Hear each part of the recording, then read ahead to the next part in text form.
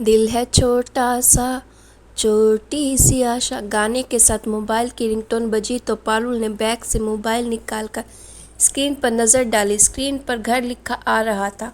College से hostel पहुंचकर शाम 7 बजे वह घर पर मम्मी पापा से बात करती थी और दिन भर का घटनाक्रम सुनाती थी। उसने मोबाइल में समय देखा, अभी तो दिन का 1 ही बजा है।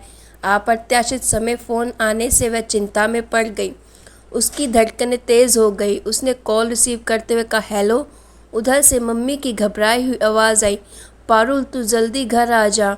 उसने जल्दी से कहा, क्या बात है मम्मी, इतनी घबरा क्यों रही हो? बेटा घर आ जा, तेरे पापा को लकवा मार गया है। अरे कब, कैसे हुआ? वह घबराते हुए कई प्रश्न कर दिए। बेटा आज सुबह नहाने गए थे तो वहीं गिर पड़े। जोर की आवाज़ आई तो मैं दौड़कर पहुंची। वो तो बाथरूम की कुंडी खराब है, सो दरवाज़ा खुला हुआ था, नहीं तो बहुत दिक्कत हो जाती। माँ डॉक्टर क्या कह रहे हैं? उसकी आवाज़ में चिंता थी। डॉक्टर को दिखा दिया है, कल बड़े अस्पताल में भर्ती कराने के लिए कहा है उन्होंने। तू आजा, तेरी ज़रूरत है। माँ के स्वर में चिंता झलक रही थी। हाँ ठीक है, मैं निकलती हूँ। शाम को 4 बजे वाली बस मिल जाएगी, 7 बजे तक पहुँच जाऊँगी। बेटियां बहुत संवेदनशील होती हैं, उनका झुकाव पिता के प्रति कुछ अधिक ही होता है। उसने अपना बैग उठाया और तेज कदमों से हॉस्टल की ओर चल दी। रास्ते में वह सोच रही थी कि अच्छा हुआ कि लंच का समय चल रहा था। कक्षा के बाहर आकर उसने मोबाइल को साइलेंट मोड से हटा दिया था। 2 बजे से फिर कक्षाएं लगती तो 5 बजे तक मोबाइल बंद रहता। 5 बजे के बाद बस भी न मिल पाती। यहाँ हॉस्टल के एक कमरे में 2 लड़कियाँ रहती है, उसके साथ उसके गाँव की ही लड़की उसकी साथी थी। उसने कमरे में आकर अपना बैग जमाया, अपनी मेज और अलमारी को व्यवस्थित किया। कमरे में ताला लगाकर वह तेज कदमों से हॉस्टल की वार्डन के पास गई और सूचना देकर बाहर सड़क पर आ गई। उसके पैरों में कंपन था। हर बार घर जाते समय एक उत्कट और खुशी मन में रहती थी।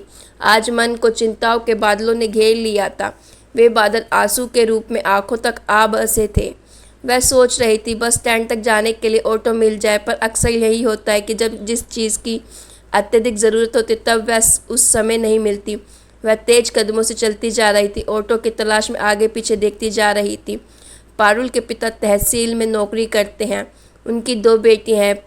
अपने समर्थ से अधिक वे अपने बेटियों को पढ़ाना चाहते हैं। पारुल ने जब इंटर के बाद यूनिवर्सिटी में दाखिला न लेना चाहा तो उन्होंने सहज स्वीकृति दे दी। अपने रिश्तेदारों और मोहल्ले वालों के विरोध के बावजूद भी पारुल को इतनी दूर पढ़ने भेज दिया। पारुल को लग रहा था कि वह जल्दी से घर पहुंच जाए, नहीं तो सबसे ज़्यादा ताने ताऊजी देंगे। उसे याद है ताऊजी उसके दाखिले को लेकर सबसे ज़्यादा विरोध में थे। उन्होंने मना करते हुए कहा था, सुरेंद्र, जवान लड़की को इतनी दूर पढ़ने मत भेज, कुछ ऊंच नीच हो गई तो समाज में क्या मुँह दिखाएंगे। पापा ने तर्क देते हुए कहा था, अरे नहीं भाई साहब, पारुल पढ़ लिख कर अपने पैरों पर खड़ी हो जाएगी तो परेशानी नहीं होगी। उन्होंने दलील दी, अरे तू समझना, शहर का माहौल भी ख़राब है, आजकल लड़कियों के साथ ना जाने कितने गलत काम हो जाते हैं। पापा ने दृढ़ता से कहा, मुझे पारुल पर पूरा भरोसा है, कुछ गलत ना करेगी। देख ले भाई, अखबार में रोज़ छपता है, लड़कियों के साथ कई वारदातें हो रही हैं, फिर इतनी दूर इनकी रक्षा कौन करेगा। पापा ने मर्यादावन शांत रहना ही उचित समझा था। पारुल को अपने शहर जाने वाली बस मिल गई थी। बस में बैठते ही उसकी मम्मी को बताया कि वह बस में बैठ गई है। जब भी वह अकेले घर जाती थी तो थोड़ी थोड़ी देर में मम्मी को जानकारी देती रहती। अब तो उसे आदत हो गई थी अकेले आने जाने की। शुरू में 1-2 बार पापा ले जाते और छोड़ जाते थे। पापा का चेहरा उसकी आंखों के सामने बार बार घूम रहा था। वह तो सोन चिड़ैया है अपने पापा की, और छोटी बहन गुरैया। उसे लग रहा था सोन चिड़ैया की तरह उड़कर जल्दी से पापा के पास पहुंच जाए। बस सवारियों को लेते रुकती तो मन झल्ला उठता। वह खिड़की के पास बैठी माइलेज स्टोन देखकर जान रही थी कि बस कितनी किलोमीटर दूर आ चुकी है। लगभग 50 किलोमीटर के बाद बस अचानक रुक गई। एक एक करके सवारियाँ नीचे उतरने लगी। वह विराग्या हो उठी। उसने बस के ड्राइवर से पूछा, अंकल क्या हो गया है? देखते हैं, शायद फैन बोल्ट खराब हो गया है, कितना टाइम लगेगा? उसके स्वर में व्यग्रता थी। बेल्ट मंगाने के लिए तो किसी क्लीनर को भेजना पड़ेगा, लगभग आधा पौना घंटा तो लग जाएगा। चिंताओं को कोई निमंत्रण की जरूरत थोड़ी होती है, वो तो बिना बुलाए मेहमान की तरह मन में बिना दरवाज़ा खटखटाए आ जाती हैं। पारुल चिंता में पड़ गई। अब तो बस लेट हो जाएगी, वह देर से पहुंचेगी, अन्य कोई साधन भी नहीं है। शाम का धुंधलाका अंधेरे में तब्दील होने लगा था। जैसे जैसे अंधेरा बढ़ रहा था उसके दिल की धड़कनें तेज होती जा रही थी। एक तरफ पापा की चिंता से वह व्याकुल थी और दूसरी तरफ भय का आवरण मन के अज्ञात कोने को घेर रहा था। उसने पूरी बस में नज़र दौड़ाकर देखा कि कितनी महिलाएं सवारी बैठी हैं। 8-10 महिलाएं सवारी को देखकर उसे तसल्ली हुई। बस रात 9 बजे बस स्टैंड पहुंची। बस से उतरकर उसने मम्मी को फ़ोन लगाया, बताया कि बस आ चुकी है। मम्मी ने चिंतित होते हुए कहा, अब रात के 9 बजे यहाँ तक आने के लिए सिटी बस भी नहीं मिलेगी। हाँ मम्मी, ऑटो देखती हूँ, मम्मी ने हिदायत देते हुए कहा। ऑटो का नंबर मैसेज कर देना। हाँ मम्मी। रात के समय केवल एक ऑटो वाला मिला। पारुल ने ऑटो रोककर घर तक जाने का किराया तय किया। उसने ऑटो का नंबर मम्मी के फ़ोन पर मैसेज किया। आज वह पहली बार अकेली रात को ऑटो में बैठी थी। अचानक सर्दी बढ़ने से सड़क सुनसान हो गई थी। ऑटो में बैग रखकर उसने शॉल निकाली और कुछ महत्वपूर्ण सामान बड़े बैग से निकालकर अपने हैंड बैग में रख लिए। पारुल ने ऑटो वाले से कहा, भैया कोई महिला सवारी मिले तो उसे बिठा लेना। ठीक है। ऑटो वाले ने सामने का शीशा सेट किया। शीशे में अब पारुल का चेहरा दिखाई देने लगा। ऑटो आगे बढ़ने लगा। काफ़ी दूर तक आने के बाद भी कोई सवारी नहीं मिली। पारुल की धड़कनें तेज़ हो रही थी। आगे सुनसान रास्ता आने वाला था। जब व्यक्ति मुसीबत में होता है तो वह अपने इष्ट देवता को याद करता है। जय हनुमान ज्ञान गुण सागर, जय कपीश लंकेश उजागर। पंक्ति बरबस ही उसके होठों पर आ गई थी। हनुमान जी अपनी सीता मैया की रक्षा की थी, हे भगवान मेरी भी रक्षा करना। एक चौराहे पर अचानक ऑटो रुक गया। उसे लगा कि बस की तरह ऑटो भी खराब हो गया। पारुल ने हकलाते हुए पूछा, क्यों, क्या हुआ, रुक क्यों गए?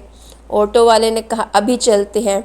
भय की उछलती लहरें मन की दीवारों पर तेज थपेड़े मार रही थी। ऑटो वाले ने मोबाइल निकाला और कुछ देखने लगा, फिर एक फ़ोन लगाया। दूसरी तरफ की आवाज़ पारुल को सुनाई नहीं दी।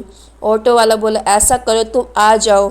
उधर की आवाज़ नहीं आई। ऑटो वाला आगे बोला, मैं अभी रॉयल चौराहे पर हूँ। उसने किसी प्रश्न का उत्तर देते हुए कहा, हाँ। फिर किसी बात का उत्तर देते हुए उसने कहा, मैं इंतज़ार कर रहा हूँ। पारुल को लग रहा था कि वह अपने किसी साथी को बुला रहा है। पता भी बता दिया है कि कहाँ खड़ा है। उसके साथी ने पूछा होगा कि कोई लड़की सवारी है क्या, तो इसने हाँ कह दिया है। पारुल के मन में टीवी पर प्रसारित कई साक्षात हो उठी। समाचार पत्रों में प्रकाशित नकारात्मक समाचार दिमाग में उथल पुथल मचने लगे। फिर उसने फिर से आग्रह किया, चले भैया। ऑटो वाला उसे समझाते हुए बोला, हाँ अभी कोई आ रहा है, फिर चलते हैं, बस 5 मिनट और। हल्की वह पारुल से बड़ी आत्मीयता से बात कर रहा था, पर यह आत्मीयता के पीछे पता नहीं कौन सी भावना छिपी है। वह मोबाइल खोलकर फिर से देखने लगा। पारुल को लग रहा था कि यह जरूर कोई आपत्तिजनक साइट देख रहा होगा। उसने बैग में रखी पुड़िया हाथ में कसकर पकड़ ली। इस पुड़िया में वह लाल मिर्च का पाउडर रख कर लाई थी।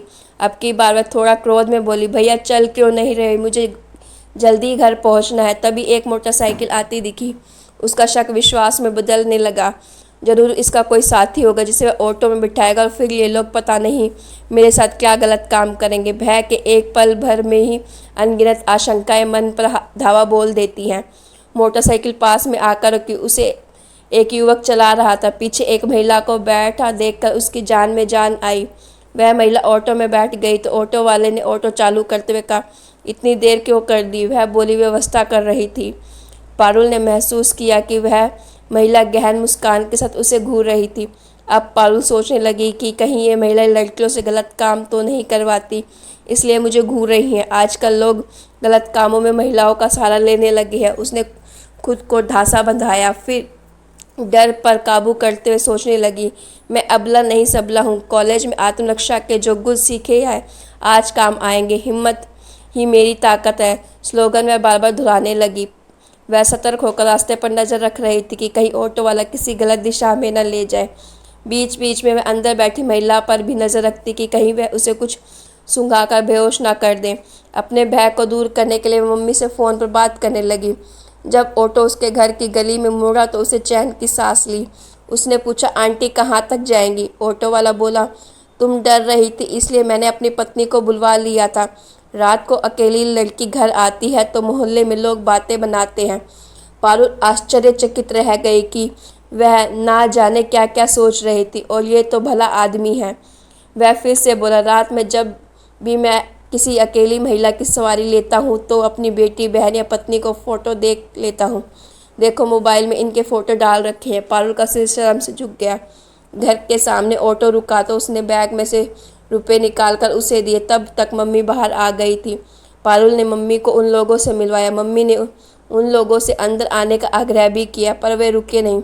ऑटो स्टार्ट होते ही पारुल ने देखा कई घरों की खिड़कियां जो ऑटो आने पर खुल गई थी, वे अब बंद हो रही थी। तो गाइस, आपको ये स्टोरी कैसी लगी? अगर आपको ये स्टोरी अच्छी लगी तो स्टोरी को लाइक कीजिए, और स्टोरी को लेकर आपकी जो भी राय है प्लीज़ कमेंट बॉक्स में दीजिएगा। और ऐसी स्टोरीज़ के लिए मेरे चैनल को सब्सक्राइब कीजिए तथा साथ में लगे हुए बेल आइकन को दबा दीजिए, ताकि अगली बार कोई भी न्यूज़ स्टोरी आए तो आपको नोटिफिकेशन मिल सके। और आप सभी को मेरी स्टोरीज़ को लाइक करने के लिए धन्यवाद।